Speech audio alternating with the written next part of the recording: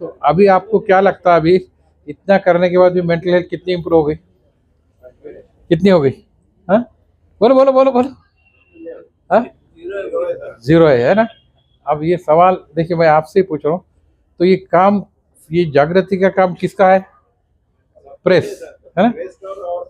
तो ही ना, तो आप बोल रहे हैं आपको जीरो मार्क दे रहे हैं आप, ये देखो, ये बहुत सीरियस बात हो गई है ना। ये रिकॉर्ड करके आप पब्लिश करेंगे?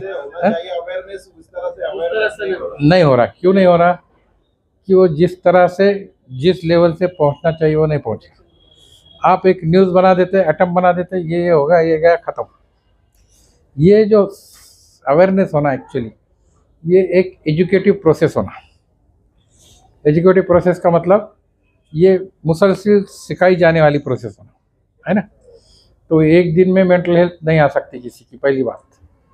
अब हम एक दिन, एक साल में एक प्रोग्राम कर लेते, एक वीक कर लेते, मगर ये 365 दिन की प्रोसेस है। अब ये प्रोसेस क्या एक का काम नहीं है ना? अगर आपको मैं सवाल करूं, फिर दूसरा, आप मेंटल हेल्थ थोड़ी देर बाजू रखते, फिजिकल हेल्थ के लिए, आपके फिजिकल के हेल्थ के लिए कौन जिम्मेदार है? खुद है क्या नहीं? आप क्या करते फिजिकल हेल्थ के लिए? जिम जाते, डाइट अच्छा लेते, है ना? फिर स्ट्रेस कम करते अपना, नींद अच्छी लेते। अब 4 फैक्टर में बोल रहा हूँ। इसके बाद मेंटल हेल्थ के लिए क्या करना है आपको, वो किसकी जिम्मेदारी है? कोशिश तो खुद की है ना?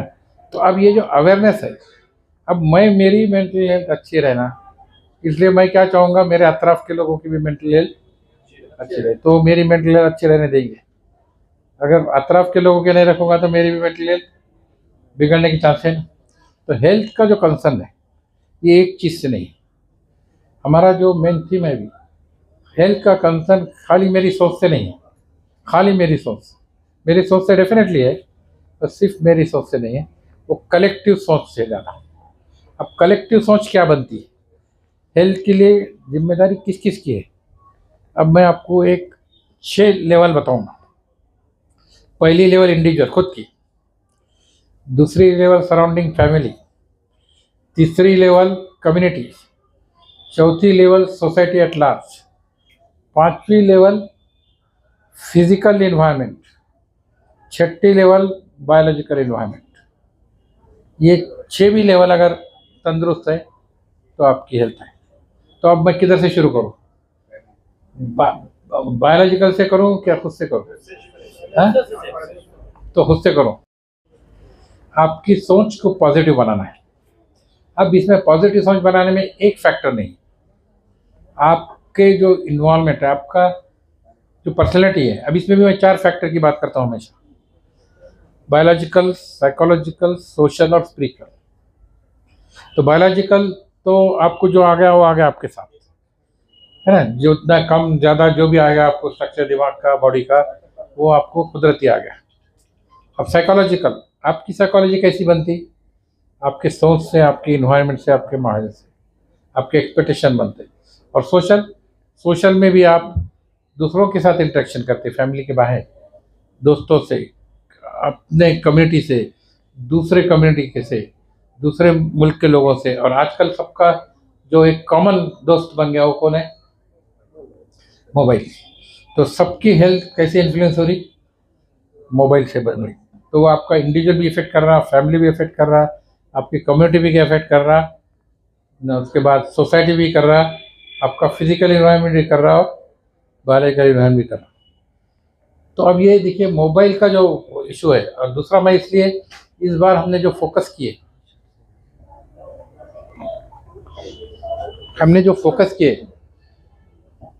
स्पिरिचुअलिटी पे, हम बात बायोलॉजी की भी करते, साइकोलॉजी भी करते, सोशोलॉजी भी करते।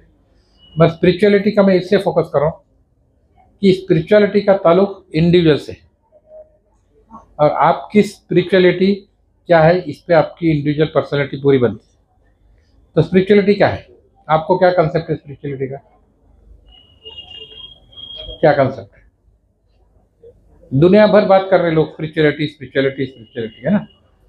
तो स्पिरिचुअलिटी यानी आपके जो वैल्यूज है, आपके जो वैल्यू सिस्टम है, जिसको वैल्यू बोलेंगे तो क्या बोलेंगे आपको दूसरा वर्ड वैल्यू के लिए? तुम्हारे जो मॉरल वैल्यूज, स्पेशली क्या आहे मूल्य, तुमची मूल्य काय त्याच्यावर ते अवलंबून राहणार आहे. तर तुमची मूल्य क्या है, तो तुमची मूल्य क्या है पहला उसमें हर मज़हब में मैं बोलूँगा अब इसमें, और रिलीजन ने उसको गाइड शुरू से किया, हर रिलीजन ने किया, हर रिलीजन का रोल. अभी शुरू से आने वालों में आप हिंदुइज्म ले लो, क्रिश्चियनिटी ले लो, ज्यूइश ले लो, या बुद्धिज़्म ले लो, जैनिज़्म ले लो, और रिसेंटली जो है इस्लाम ले लो. क्रिश्चियनिटी, इस्लाम, ये सभी मज़हब, तो सभी मज़हब का बेसिक एक रहा ह्यूमैनिटी पे फोकस. किसी दूसरे इंसान को आप तकलीफ़ नहीं देना, उसके फ़ायदे के लिए काम करो. अब मैं एक हदीस सुना देता हूँ यहाँ पे, खैरुन्नास मय्यनफुन्नास, बेहतरीन लोग वो है जो लोगों को फ़ायदा पहुँचाते हैं. अब हमारा जो भी काम है लोगों के फ़ायदे के लिए होना. वहाँ कोई मज़हब का नहीं कहा, हिंदू, मुस्लिम, क्रिश्चियन, ईसाई, all people irrespective of caste, religion, creed, अमीर गरीब सब छोड़ के सबका फ़ायदा पहुँचे वाला होना. बात समझ गए. तो ये फ़ायदा हम जो आप भी प्रेस कॉन्फ्रेंस ले रही है जो फैला रही, तो इसका फ़ायदा कितना पहुँच रहा लोगों को, कितना इफेक्टिवली पहुँच रहा और कितना पहुँच रहा, ये इम्पोर्टेंट इशू है. क्यों कि अब हम खाली बोल देते, प्रोग्राम ले लेते, प्रोग्राम हो जाता, पर इससे बेनिफिट कितने लोग ले रहे हैं, इसके बेनिफिशरीज कितने हैं. दवाखाने में पेशेंट ज़्यादा आ रहा है, बेनिफिशरी नहीं. मैं आपको फिर मेरा जुमला दोहराऊंगा, पेशेंट उस कम्युनिटी की हेल्थ जब अच्छी है, समझना, जब कम दवाखाने, कम पुलिस स्टेशन और कम कोर्ट होंगे. हम पुलिस स्टेशन और कोर्ट और दवाखाने बढ़ाने में के रेस में लगे हुए.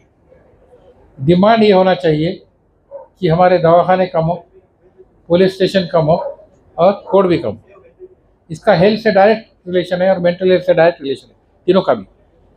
अगर आप हेल्दी इन्वायरमेंट में रह रहे, हेल्दी इन्वायरमेंट में पढ़ रहे, और आप देख रहे कि मेरा पड़ोसी भी अच्छा है, अगर कोई खाली इतना ही केयर करे, मैं और मेरा पड़ोसी अच्छा रहे, तो मैं समझता हूँ पूरी इमारत अच्छी हो जाएगी. अगर एक ईंट सोचे कि मैं हेल्दी हूँ तो मेरा पड़ोसी भी हेल्दी हो, और वही जो सोचे तो पूरी बिल्डिंग, पूरी ईंटा हेल्दी होंगे, एंड वो पीस युनिव्हर्सल लेवल तक जाएंगे. लक्षात यायला लागला मुद्दा. तर व्यक्तीचं मानसिक स्वास्थ्य आणि ते कशावर अवलंबून आहे, मग तुम्हाला दुसऱ्या माणसाला समजणं, हम इसको बात बोलते हैं एम्पैथी की. दूसरे को समझना, putting your self in other person shoes. तो अब आप मुझे बताओ, अब हमारे पास जो भी कुछ डिस्प्यूट्स होते हैं, कुछ प्रॉब्लम्स होते, कोई इशू बनते हैं, वो कौन से बिना पे बनते ज़्यादा आज अपने मुल्क में, कौन से इशू बनते हैं? हाँ, फैमिली मैटर और प्रॉपर्टी और सियासत और नशा और मोबाइल और क्या फैला रहे, लड़के लड़कियां और नफरत वाले मसले है नहीं. हाँ, हिंदू मुस्लिम, ये सब इश्यूज है. तो मुझे एक बताना है कि कोई भी मज़हब ले लो आप, दूसरे मज़हब के साथ बुरा करने का कहीं भी टीचिंग नहीं. अब ये करता तो कौन, मैं उसको मेरा एक पॉपुलर में थीम है, वो है शैतान. तो शैतान सबको भगा के झगड़े लगाता. अब ये जो पढ़ेगा कुरान मेरे साथ बोलूँगा उसको, कि उसमें मैं उसको बताऊंगा कि उसमें ज़्यादा क्या है, औज़ु बिल्लाहि मिनश शैतान जिन पे फोकस है, और शैतान से कैसा बचना, शैतान की सोच से कैसा बचना, शैतान के अमल से कैसा बचना, ये दिया. अभी हिंदुइज्म भी लेंगे आप, तो दैत्य और दानव, तो दानव राक्षस, उससे कैसा बचना, उसके खिलाफ झगड़ा है. इंसान से झगड़ा नहीं है, मगर लोग यहाँ क्या हो रहा है, इंसान में झगड़ा लगा दे रहे और इंसान झगड़ रहे. ये एक फैक्टर है, एक टेंशन. अब दूसरी चीज़, मोबाइल को मैं अक्सर बोलता हूँ ये शैतान से बड़ा शैतान है. शैतान से बड़ा क्यों बोलता हूँ, इसकी वजह क्या है? शैतान खाली तुम्हारे दिमाग में ख्याल डाल देता बुरा, ये तुमको खाली ख्याल नहीं डालता, वो एक्ट पे पूरा करा के लेता तुमसे. बराबर है ना, पूरा प्रैक्टिकल एक्ट करा के लेता. यहाँ शैतान कम से कम चॉइस छोड़ देता कि तुम इस पर सोचो, तुम्हारे लिए चॉइस है, तुम इससे बचो. मगर मोबाइल में पूरा करा था. आज बच्चे वही कर रहे हैं, यंग यूथ में वही हो रहा. तो इनको मोबाइल से बचाना, आपके पास मॉरल तरीका कोई नहीं है अभी, आप सब तरीके समझा के देख लो. इसकी कंपटीशन, उसकी कंपटीशन, यहाँ मॉनेटरी कंपटीशन, यहाँ मॉनेटरी कंपटीशन.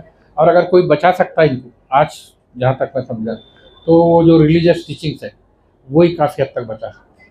और आजकल हमारे पास रिलीजियस टीचिंग भी क्या है, लिमिटेड है, बंद है।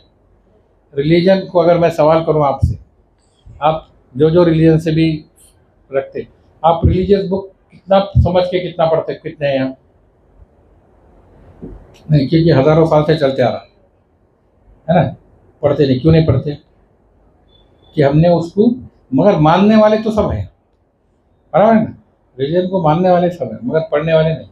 तो मानना और पढ़ना और समझना और उस पर अमल करना, ये हमारा मोटो है। तो इस मोटो के अंदर हमने कई चीज़ें अब हम सामने ला रहे। तो इस सेशन में तो अभी कुछ चीज़ें हैं, मैं आपको डायरेक्ट इनडायरेक्टली बता दूंगा कि पहला मेरा जो मिशन है इसमें कि मेंटल हेल्थ को रिलीजियस लीडर्स भी इसमें इन्वॉल्व, वो भी समझे इशू को क्या है।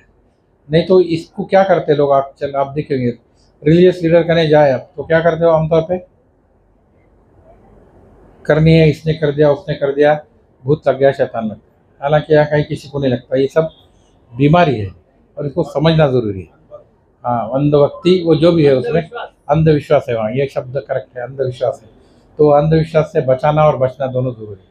तो रियलिस्टिक अगर नॉलेज लेगी हो तो आप अंधविश्वास से बचेंगे। तो रियल नॉलेज के लिए हमने एक स्कूल मेंटल हेल्थ का मैं प्रोजेक्ट लिया हूँ हाथ में, उसमें भी हम काफ़ी कोशिश कर रहे हैं अभी। तो फर्स्ट स्टैंडर्ड से लेके 12th स्टैंडर्ड तक school mental health integration with major religious, ये स्कूल के सिलेबस में इंटीग्रेट करना। हमने उसका कुछ सिलेबस बनाए भी है, मगर उसमें बड़ा टास्क ये है टीचर्स को ट्रेन करने। तो कुछ चैप्टर्स भी हमने तैयार किए और इसमें हमारा जो मकसद है, इसमें स्टूडेंट, टीचर और पेरेंट्स, ये तीनों लोग और मेजर टीचिंग्स हर रिलीजन के वो समझे। इसमें एक थेरेपी का भी मॉडल में दिया। यहाँ पे है क्या हो रहा है, RBT integrating major religious teaching वाली, REBT rational emotive behaviour therapy, उसमें हमने गाइडलाइंस दिए। मेजर रिलीजियस टीचिंग यानी इस्लामिक, क्रिश्चियनिटी, हिंदुइज्म। ये लंबा हो रहा है क्या बात? नहीं, शॉर्ट में मैं इसलिए नहीं बता रहा हूँ, शॉर्ट में आप सुन लेते और उस शॉर्ट को खत्म कर देते। निचोड़ से कुछ होने वाला नहीं, अब वो निचोड़ को निचोड़ना पड़ेगा पूरे लेवल से। तो वो दिमाग, हर एक के दिमाग को जब तक निचोड़ेंगे ये मतलब हाल होने वाला नहीं है। आदमी बोलता है एक शॉर्टकट, हाँ ये सब ये शॉर्टकट वाला मसला नहीं है, ये हेल्थ वाला मसला है, जो टाइम देने वाला है। वो दोनों भी लोग हैं। एक मिनट, वो मेंटल हेल्थ का मैं आपको सिर्फ बताना चाह रहा हूँ। और एक बुक भी मैंने अभी लिखा खास, mental health correlating WHO guidelines with Quranic teaching.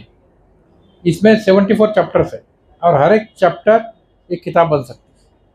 अब इसमें हर पहलू है, ये जितने मैं बात की अच्छे आइडिया सब है इसमें। अब यही किताब इसमें दूसरे रिलीजन का भी रिस्पेक्ट कैसा करना ये बताती। अब इसी मॉडल पे इंशाल्लाह हम Bible, Bhagavad Gita, Buddhist teaching और जैनिज्म और सिख टीचिंग पे बुक बनाने वाले हैं। इंशाल्लाह वो भी आ जाएंगी जल्दी, क्योंकि ये हमारे पास प्रैक्टिस में हम ला रहे हैं।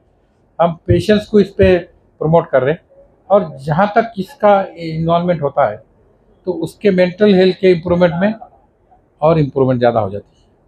बनस्बत ये तो ठीक है, दवा वगैरह का ये बायोलॉजिकल एस्पेक्ट हो गया, और ये साइकोलॉजिकल, सोशल और स्पिरिचुअल एस्पेक्ट में ये तीनों चीज़ें आती हैं। तो दवाखाने सिर्फ आपका 25 to 30% काम करते हैं सीवियरिटी कम करने में, आपको मदद करने में। लेकिन ये जो सिस्टम चलना चाहिए, ये सिस्टम हर घर घर चल सकता है, उसमें हर इंसान इन्वॉल्व हो सकता है, फैमिली इन्वॉल्व हो सकती है, स्कूल से इन्वॉल्व हो सकते हैं, इंस्टीट्यूशन इन्वॉल्व हो सकते हैं। तो ये बेसिक चीज़ जो है, तो ये बेसिक चीज़ पे हमारा फोकस कराना है। तो स्पिरिचुअलिटी का एस्पेक्ट, यानी ये दो सिंपल चीज़ है, दूसरे का कोई नुकसान नहीं करना, दूसरे का भलाई का सोचना, वो भलाई की इंसान का भलाई। अगर मैं समझो किसी को भी बोलो, किसी भी मज़हब का है, अगर भूखा है उसको खाना खिलाऊं, ये इंसानियत होगी कि नहीं? कोई किसी भी मज़हब का है। कितना परसेंटेज हो चुका है अभी शहर में या महाराष्ट्र क्या मेंटल लोगों के मेंटेलिटी? देखो, मेंटल और मेंटेलिटी तो आप बता सकते मेरे को, क्योंकि शहर में आप घूमते, लोगों के कांटेक्ट में आप है ना। मेरे पास तो जो ज्यादा होते उन पे से मैं अंदाजा लगाता हूँ, जो ज्यादा हो गए बात। वजूहत तो अभी इतनी देर से क्या बोल रहा हूँ मैं, तो सबसे बड़ा मसला ये है। तो अभी इसमें से जिसने सुना वो बता दो वजह इसमें। हाँ चलो बता दो उनको। ये बात यही है, असल यही होता है।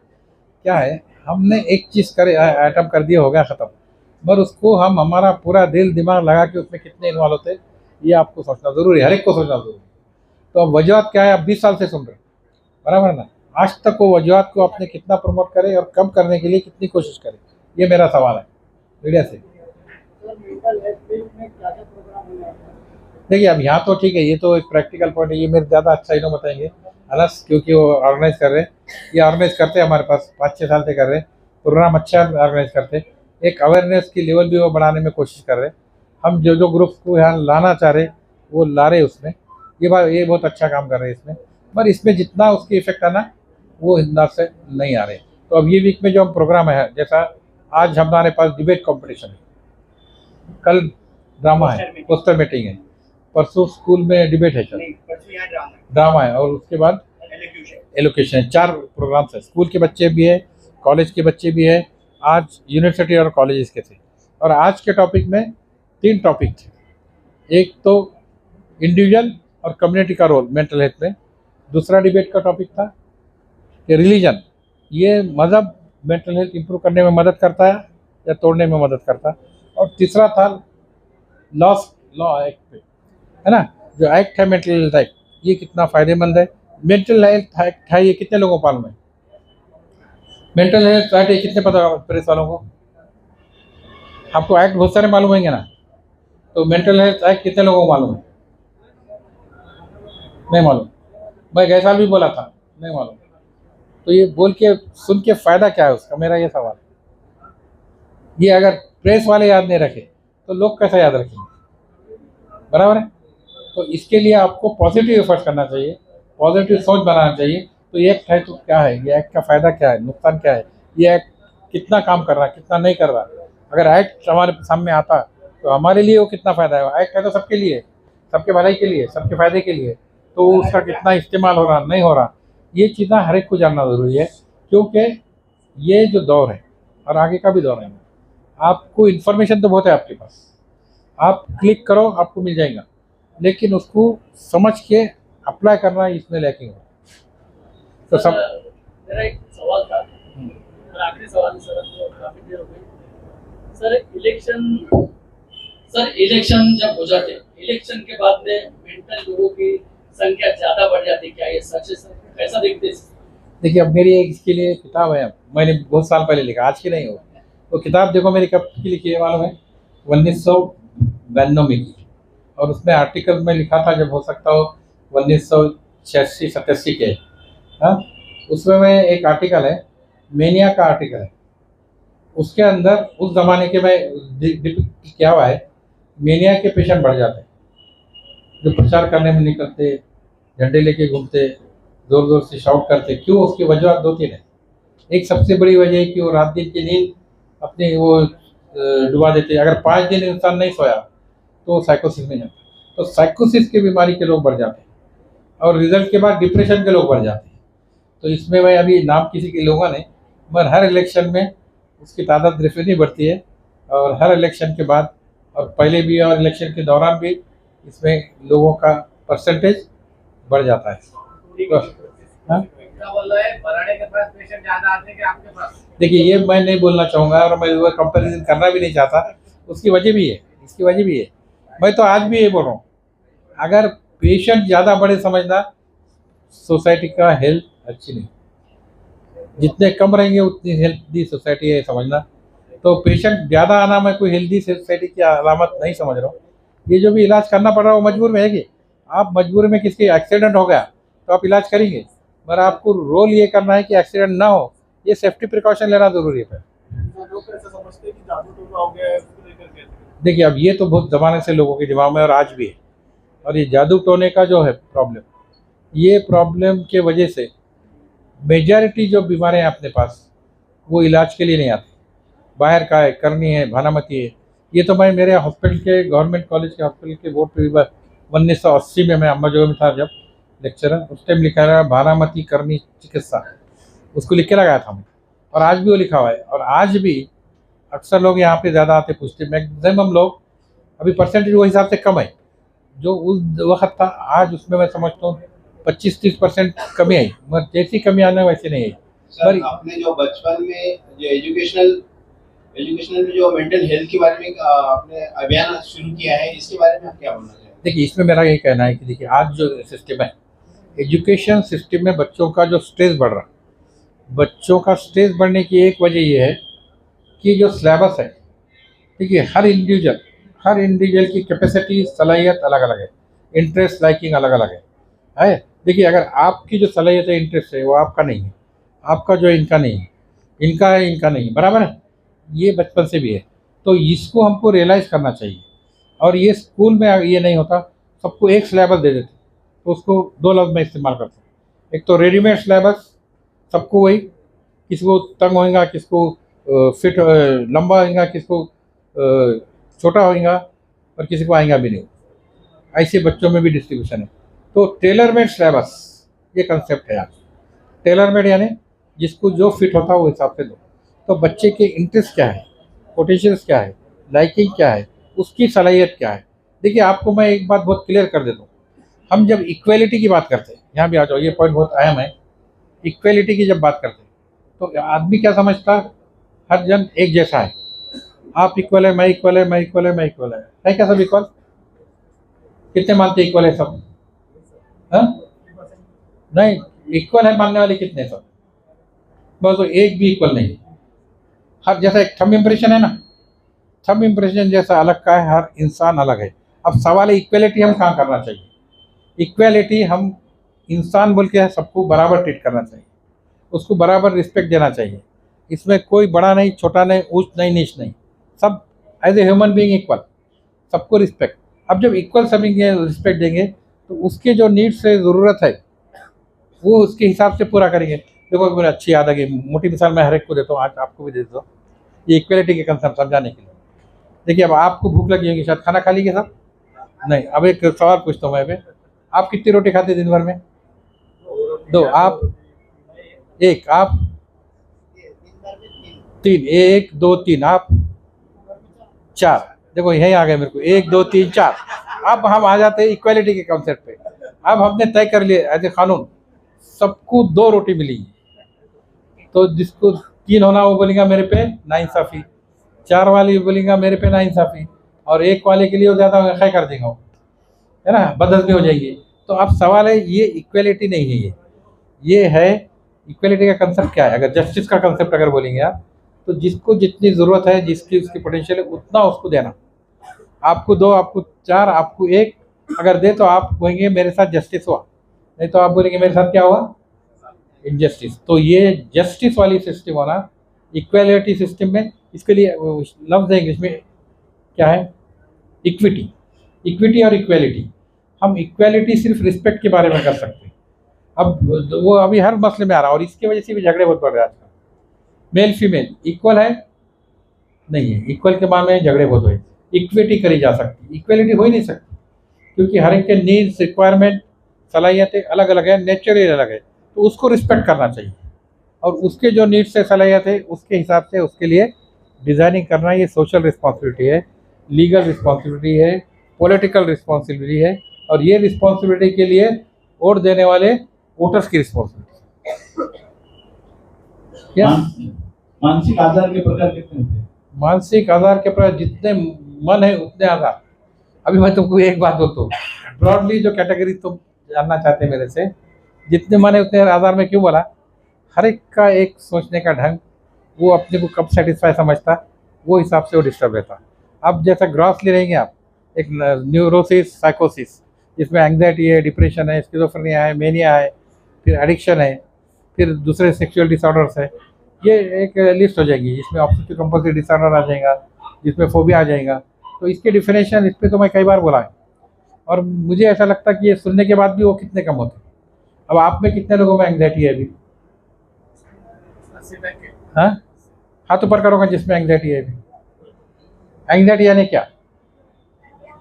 हाँ हाँ, घबराहट है ना, मेरा कल क्या होगा, है ना, मेरा कल क्या होगा, तो ये क्यों सोचता आदमी? वो खुद को नहीं पहचानता, इसलिए अब उस पर मैं लंबा लेक्चर दूंगा, तो उसके लिए आपको लंबे सेशंस लेना पड़ेंगे और उसके लिए डिफरेंट वर्कशॉप देना पड़ेगा। हमको नहीं नहीं नहीं नहीं नहीं शॉर्ट में भी देखो, तुम आप ही की फिक्र करो, आज की फिक्र करो, अब कल की सोचेंगे, परसों की सोचेंगे, एक साल के बाद की सोचेंगे, तो तुम परेशानी रहने वाली। तो नाउ एंड हेयर, मैं आज मेरे लिए क्या ज़रूरी है, आज मेरे लिए ज़रूरी है कि मैं सबके साथ अच्छा हूँ।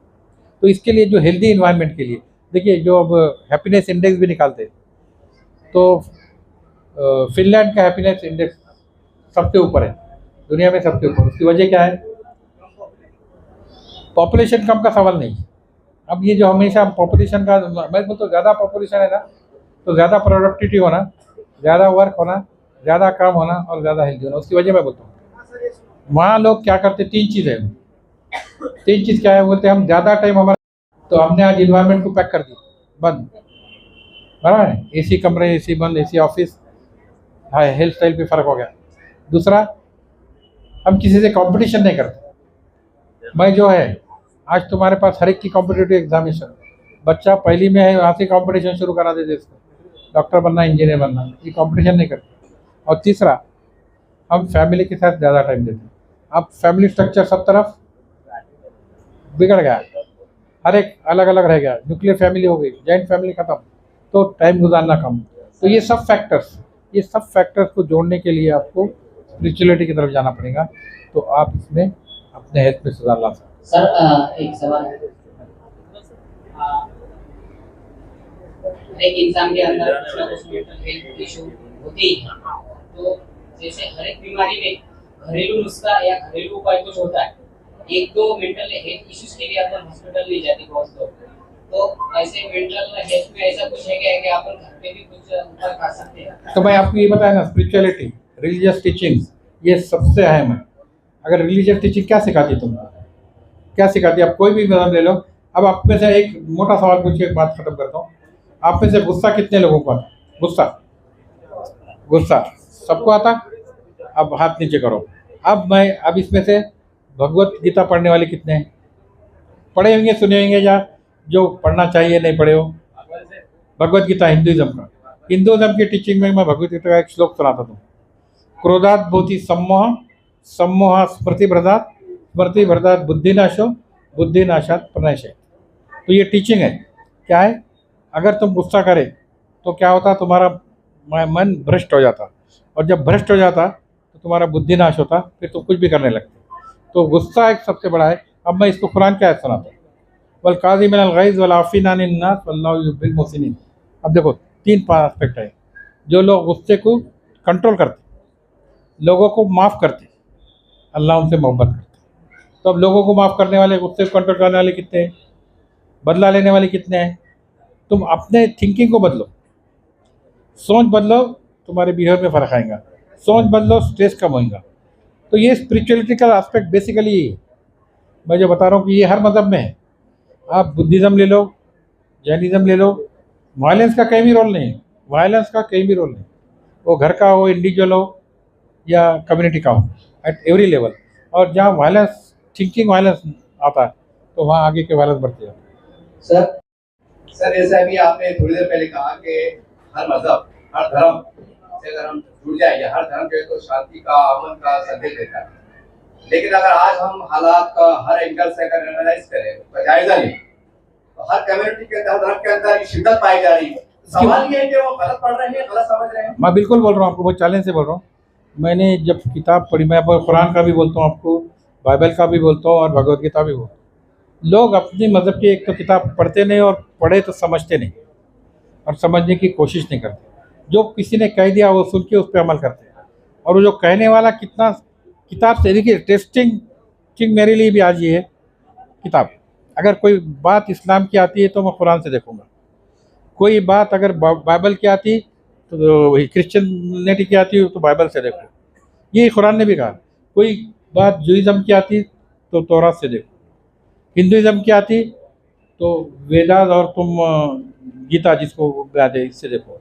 बुद्धिज़्म की आती है, आप बुद्धिस्ट टीचिंग देखो, बुद्धिस्ट टीचिंग पे बुद्धिस्ट कितने हैं, जैनिस्ट टीचिंग पे जैन कितने हैं, इस्लामिक टीचिंग पे मुसलमान कितने हैं। जो नहीं है तो क्यों नहीं है, और टेस्ट कौन करेगा? जब तक खुद नहीं पढ़ेंगे आप टेस्ट नहीं कर सकते। आपके पास थर्मामीटर है, वो ये जो रिलीजियस बुक से बोलते थर्मामीटर है। अगर मेरे से बात कर रहे हैं कि मैं ये बात बोलता हूँ ये इस्लाम में कितनी सही है, अच्छा मैं भी ये बात अक्सर बोलता हूँ। अगर मैं बोल रहा हूँ ये बात कुरान में है, तो मैं आपको बोलता हूँ कुरान खोलो, देखो है या नहीं, टेस्ट करो, और उसके बाद वो बात को आगे बढ़ाओ। एक हदीस ऐसी है, कफ़ा बिल मरी कज़िबा युहद्दिसु बिकुल्ली मा समिया। आदमी का झूठा होने के लिए इतना काफ़ी है, वो किसी की सुनी हुई बात बगैर तहकीक के आगे पहुँचा दे। तो आपको भी तहकीक करना ज़रूरी है, कौन क्या कह रहा, क्या बोल रहा, उसमें सच्चाई कितनी है, और उस पर जो रिएक्ट कर रहा तो क्यों कर रहा रिएक्ट, है ना। लोग रिएक्ट करे तो क्यों कर रहे, इग्नोरेंस की वजह से कर रहे हैं, गलत चीज़ें मालूम होने से कर रहे हैं। अगर सही इल्म हो, सही मालूमात हो, और सही इल्म और सही मालूमात देने का सोर्स आज स्कूलिंग से ही शुरू हो सकता। स्कूल में एजुकेशन सबके लिए कंपलसरी है, हर बच्चा स्कूल जा रहा, तो कम से कम आगे के जनरेशन ये चीज़ों से बच सकते। सर मेरे बच्चे हैं, उनका माता पिता बनते हैं, और मेरा सवाल ये है कि माता पिता सभी धर्म समाज के हम कैसा हमारे बच्चों को तरबियत करें, गाइडेंस करें, ताकि उनके मेंटेलिटी स्वस्थ हो। इधर सुन लिया, पहली बात इस पे मैं 4 एस्पेक्ट की बात किया अभी भी, बायोलॉजिकल, साइकोलॉजिकल, सोशल और स्पिरिचुअल। अभी मैं किताब बताया इनको किताब, हाँ यहाँ ये किताब देख लिया आप, ये किताब देखो, ये किताब में 74 चैप्टर है, और इसमें के हर चैप्टर पे एक किताब लिखी जा सकती है। अब आप खाली बैठेंगे बोल देंगे 1 मिनट में मेरा कर दो, आसानी से कोई काम नहीं। जब तक सर जी मेरा एक सवाल है। हाँ। मेरा एक सवाल है कि मेंटल टेंशन के लिए प्रेजेंट एटमॉस्फेरिक सिचुएशन कारणीभूत है क्या? हाँ, मेंटल टेंशन के लिए अभी का जो माहौल है, हाँ, अभी का जो वातावरण है, हाँ। ये वातावरण कारणीभूत है क्या? है ना, ये तो बहुत ज़्यादा है। अब मैं बोल रहा हूँ, ये तो बोला सीधे से क्या बोल रहा हूँ मैं, ये हवा पॉल्यूटेड, पानी पॉल्यूटेड, खाना पॉल्यूटेड, और ये तो सबसे बड़ा है। इसका सबका इफेक्ट आपके मेंटल हेल्थ पे हो रहा है। आप इसको मेंटल हेल्थ के लिए कोई अलग से चीज़ आने की ज़रूरत नहीं है। ये इशू पे झगड़े हैं, ये इशू पे परेशानी है। आप बड़ी बड़ी सिटी में जाओ, हवा पॉल्यूटेड है बोल के पुकारते लोग, यहाँ का पानी हमको साफ नहीं मिल रहा, बराबर है ना। तो ये इश्यूज, और फिर मेंटल हेल्थ पे आने के बाद तुम्हारे पर्सनल इश्यूज है, फैमिली इश्यूज है, इंटरपर्सनल रिलेशंस है, आपका एजुकेशन स्टेटस है, आपके जॉब सिचुएशंस है, ये हर चीज़ आ रही है उसमें। मगर स्पिरिचुअलिटी आपको ये सब चीज़ों में कैसा एडजस्ट करना, कैसा रिकंसाइल करना, और अपने को कैसा खुश करना, इसकी ट्रेनिंग देते हैं। चलेंगे भैया, भलाई का काम है, कपड़े नहीं कपड़े दो, या उसको कोई काम लगाने के लिए आप कोशिश करो। आपको आपसे हटके दूसरों के भलाई का सोचना पड़ेगा, ये आपके मेंटल हेल्थ को सुकून देने वाली बात है। तो मेंटल हेल्थ बीमार होने के बाद इलाज होना एक अलग चीज़ है, मगर जैसा फिजिकल इलनेस, फिजिकल फिटनेस जैसा है कि आप फिजिकल फिटनेस बगैर बीमारी के भी आपको फिटनेस लगता है, बराबर ना। तो बीमार होने के बाद इलाज करा दे बीमारी का, यहाँ भी तो मेंटल फिटनेस ये है कि प्रमोट करें। तो ये हमको पूरे सोसाइटी में प्रमोट करना, ये मैं समझता हूँ मेन एम है। तो हम अलग अलग लेवल पे, और इसमें मीडिया का, और आजकल तो सोशल मीडिया का सबसे ज़्यादा रोल है, क्योंकि सोशल मीडिया पे इतने मैसेजेस आते हैं, मैं अगर खोलूँगा तो मेरा दिमाग चक रहेगा। तो मैंने उसको बहुत रेस्ट्रिक्ट कर दिया। इसकी वजह भी है कि उसका कोई फ़ायदा नहीं होता, और जब मैं कॉल भी बहुत से लोगों के उठाता नहीं, लोग कुछ नाराज़ भी होते, तो मैं जब फ्री रहा तो मैं कॉल उठाऊंगा, नहीं तो कॉल नहीं उठाता। क्योंकि जब तक तुम अपना टाइम का केयर नहीं करेंगे, तो इसमें बेसिक चीज़ें हैं। अब मैं 1-2-3 पॉइंट पे आता हूँ। सबसे बड़ा हेल्थ के लिए जुड़ा हुआ, मेंटल हेल्थ और फिजिकल हेल्थ, नींद है। नींद, अब आप में से मैं पूछूँ, आप कितने घंटे सोते रोज? हाँ, कब सोते और उठते कब? सुबह 8 बजे, बराबर है। अभी सोसाइटी में अगर जाएंगे आप सुबह 7 बजे 8 बजे, कितने लोग घर में होशियार दिखेंगे आपको? सब 10-11 के बाद उठने वाले लोग, रात को 12-1-2 बजे तक जागने वाले कितने हो गए? देखिए, अब ये सबसे ज़्यादा बिगाड़ करने वाला सिस्टम हो गया। क्यों मैं बताता हूँ, ये जो आपका क्रोनोलॉजिकल बायोरिदम जो है, रात में जो हार्मोन निकलते हैं अंधेरे में, वो नींद के हार्मोन्स है, स्ट्रेस कम करने वाले हार्मोन है। और अगर आप जागे रात में तो स्ट्रेस बढ़ाने वाले हार्मोन निकलते हैं, और आपका नींद उड़ाने वाले हार्मोन निकलते हैं। तो हमने दिन को रात, रात को दिन कर दिए, बराबर है ना। अभी लाइट पॉल्यूशन कितना है, आप लाइट पॉल्यूशन का लोग सुने पहले? नहीं, ये जो पूरी लाइट है ये पॉल्यूशन है। ये इसमें लाइट जो है, हम नेचुरल लाइट को रोक दिए, हम बैठे आर्टिफिशियल लाइट में। सूरज की लाइट, चांद की लाइट, ये आपकी हेल्थ के लिए अच्छी। अब मैं इसीलिए जो आपको अलग अलग एस्पेक्ट बोला ना, तो इंडिविजुअल से शुरू करूँ क्या, आखिर से शुरू करो। तो आपका फिजिकल, बायोलॉजिकल, इन्वायरमेंट, ये सब इम्पोर्टेंट। झाड़ दरख्त कितने कट कर दिए, प्लांटेशन कितना कम है, ऑक्सीजन हमारा कितना कम हो रहा, पॉल्यूटेड एयर हम कितनी ले रहे, ये सब आपकी मेंटल और फिजिकल हेल्थ को अफेक्ट करता है। अब कुछ चीज़ें तो यहाँ मजबूरन भी हो रही, कुछ मैं बोलने लगूंगा तो ये लोग मेरे से नाराज़ भी हो जाएंगे। अभी मैं बोल देता हूँ, मगर बोलना ज़रूरी भी इसलिए है। अब आप पानी पीते, पानी है ना, तो पानी क्या में पीते, हाँ, कौन से बॉटल रखे, प्लास्टिक। अब मैं कहूँ कि ये पानी आपके लिए नुकसानदेह है, कितने लोग मानते इसको, मानते कितने, सभी मानते, और पीते कितने, सभी पीते, बराबर है। तो हम समझ के भी नहीं करते, तो फिर मेंटल हेल्थ कहाँ से सुधरेगी, बात समझे। अब ये जो पानी है इसमें माइक्रोप्लास्टिक आता है, और ये माइक्रोप्लास्टिक आज आपको ब्लड प्रेशर कर रहा, कैंसर कर रहा, डायबिटीज़ कर रहा, ये सबको मालूम है, और उसके बावजूद हम उसको रोकने के लिए तैयार नहीं। तो ये इफर्ट इंडिविजुअल लेवल पे, कम्युनिटी लेवल पे। अब मेरे लिए अगर मुझे कोई ला के दिया कहीं भी प्लास्टिक में, मैं पीता नहीं उसको, और मैं बोलता हूँ भी दूसरों, तो बोलते मजबूरी है हमारी, हम उसको नहीं कम कर सकते, लोग नहीं मानते। तो ये हर एक के दिमाग की सोच बनना चाहिए कि ये चीज़ मेरे लिए जितनी नुकसानदेह है, दूसरे के लिए भी नुकसानदेह है। तो हमको बचना और बचाना, ये दोनों भी ज़रूरी है। तो जितना आप बोलते जाएंगे, पर ये बोलना एक दिन बोल के बात खत्म होने वाली नहीं। ये बात आपको आपके घर में, ऑफिस में, आपके कंसर्न के लोगों में भी अगर बोलने लगेंगे तो बहुत फ़र्क पड़ेगा। ये पूरे कम्युनिटी मीडिया में पे कभी ये न्यूज़ कितने देखेंगे, कितने सुनेंगे, इसकी कोई गारंटी नहीं।